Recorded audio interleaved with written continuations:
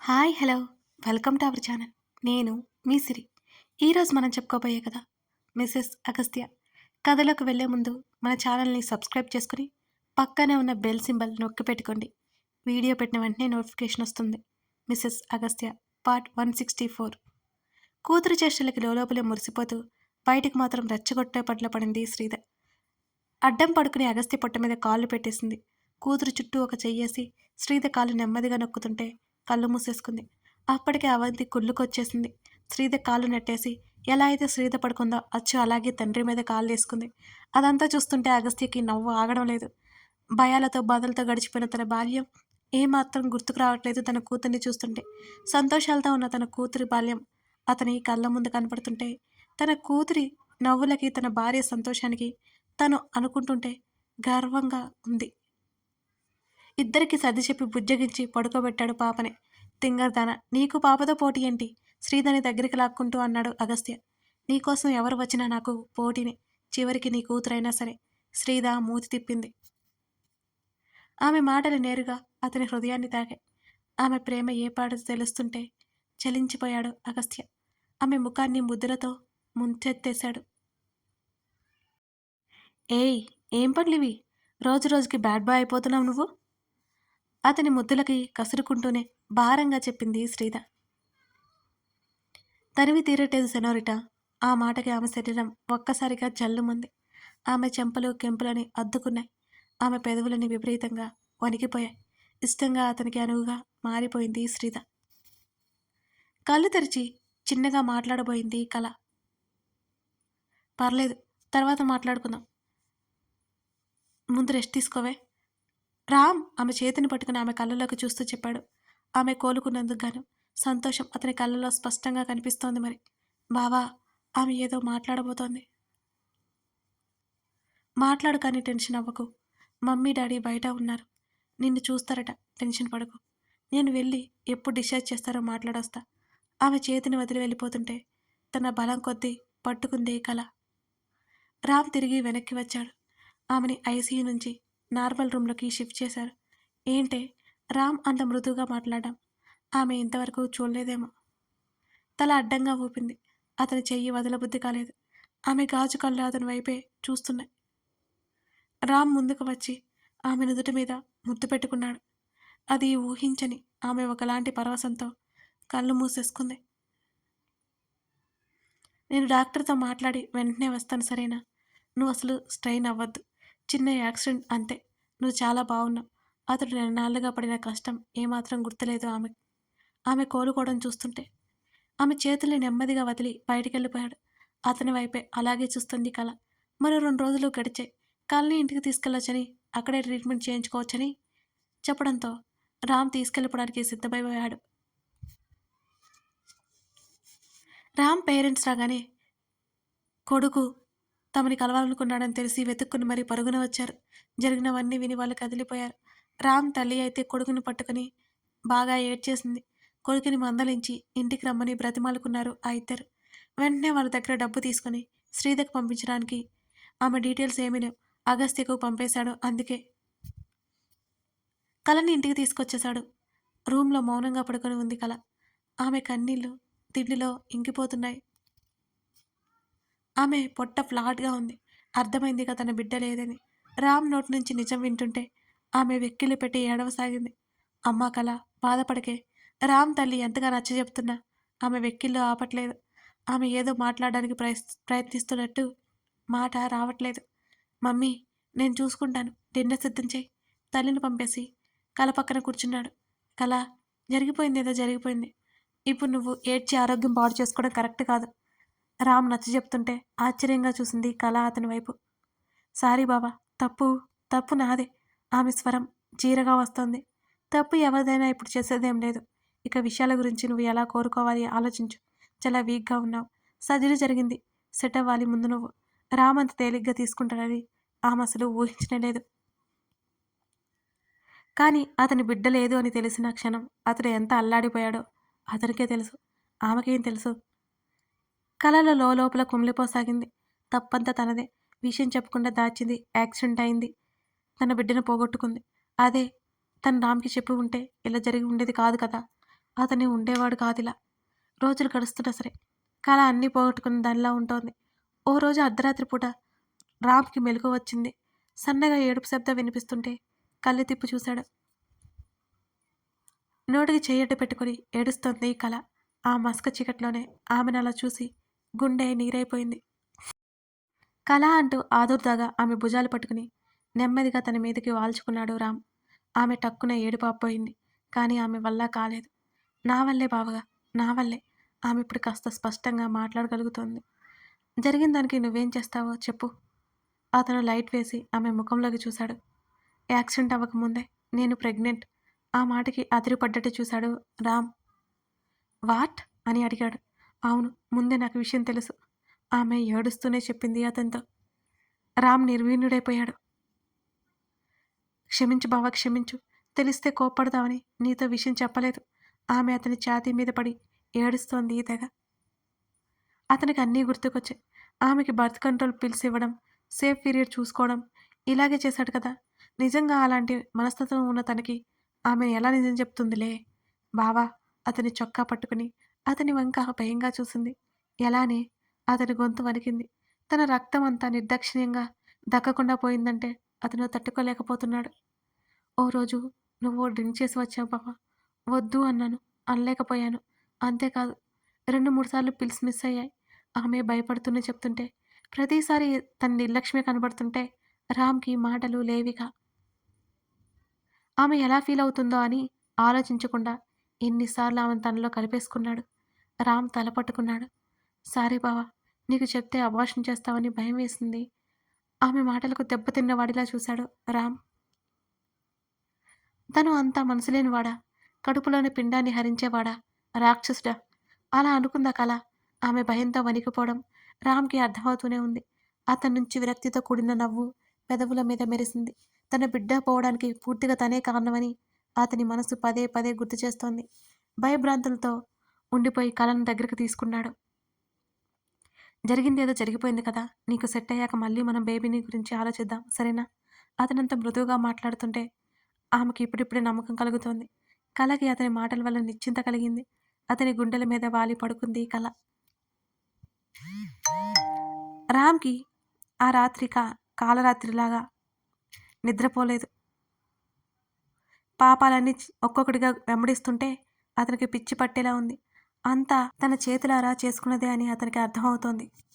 శ్రీధ వాళ్ళు తమ ఇంటికొచ్చేశారు. అవంతిని చూసుకుంటూ మళ్ళీ తన ఫుడ్ బిజినెస్ వైపుగా అడుగులు వేసింది శ్రీధ. ఈ మధ్య లేని కారణంగా అగస్త్యకి బాగా వర్క్ ఎక్కువైపోయింది. ఆ రోజు మధ్యాహ్న సమయంలో శ్రీధ దగ్గరికొచ్చింది రాధ. వచ్చింది శ్రీధకి. అప్పటికే విన్నీ ఉందక్కడ. విన్నీ కూతురు అవిక, అవంతి ఆడుతుంటే ఇద్దరు స్నేహితురాళ్ళు చాలా కాలం తర్వాత లోకాభిరామాయణ మాట్లాడుకుంటూ గడిపేశారు. వాళ్ళని అక్కడ చూసి లోపలికి వెళ్ళాలా వద్దా అని సంశయించింది రాధ. ఆంటీ, అవంతి పిలుపుకి తల్ల తిప్పి చూశారు. అక్కడ రాధ కనిపించగానే శ్రీధ చిన్నగా నవ్వి కళ్ళతోనే లోపలికి పిలిచింది. రమ్మని ఆహ్వానించింది. రాధ నెమ్మదిగా లోపలికి వచ్చింది. రాధా, మా జేమ్స్ వైఫ్, పరిచయం చేసింది శ్రీధ. తెలుసుగా, ఆనందంగుల ఇంటికి వెళ్ళినప్పుడు అక్కడ ఇంట్లో చూశాలే. హాయ్ రాధా, పలకరించింది విన్ని. చిరునవ్వు నవ్వి నమస్కారం పెట్టింది రాధ. నిలబడ్డావేం, కూర్చో. మళ్ళీ వస్తాను మేడం అంది. ఏం కాదులేరా, కూర్చో. ఇది నాలాంటిదే, చాలా మంచిది. కన్ను కొట్టింది శ్రీధ. శ్రీధ మాటలకి రాధ నవ్వేసింది. రాధ కూడా అక్కడే కూర్చుంది. అప్పటికే లేట్ అయిందని వంశీ వచ్చి కాల్ చేశాడు. అతను బయటే ఉండిపోయాడు. మునుపటిలా అగస్త్యతో ఉండడానికి ఎంత ప్రయత్నించినా అగస్త్య అవకాశం ఇవ్వలేదు అతనికి. అతను అంతే, ఏది త్వరగా మర్చిపోడు. నమ్మక ద్రోహాన్ని ఒప్పుకోడు.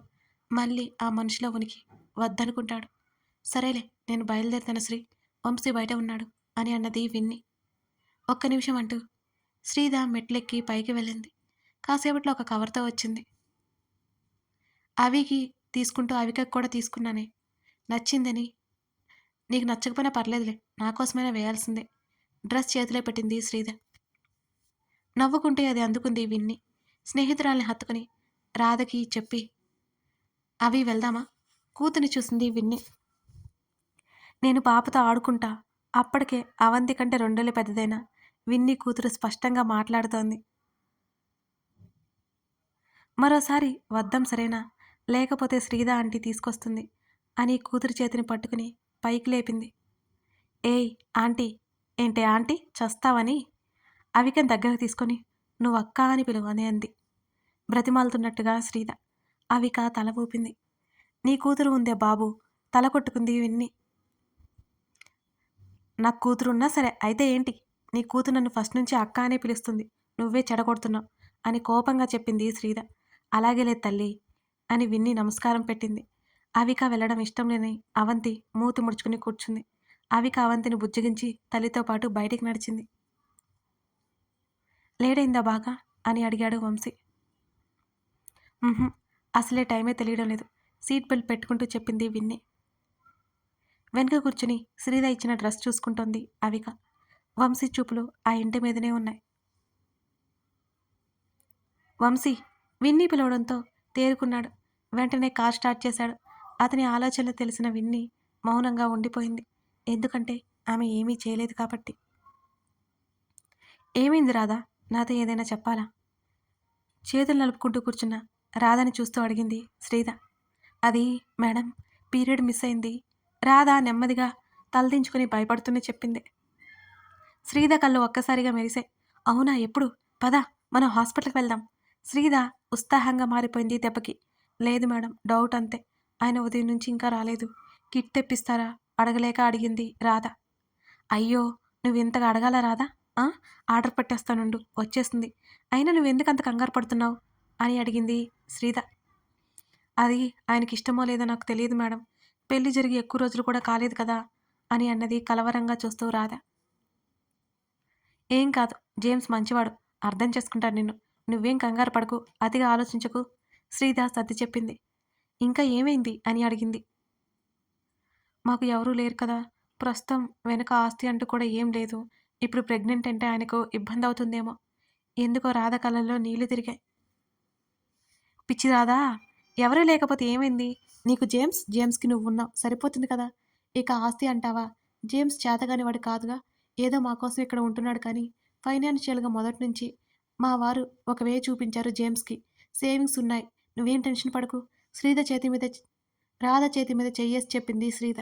శ్రీద మాటలు విన్నాక రాధ కాస్త కుదుటపడింది. మరో గంట తర్వాత రాధ కోసం హాల్లోనే అటు ఇటు తిరుగుతూ ఉంది శ్రీద.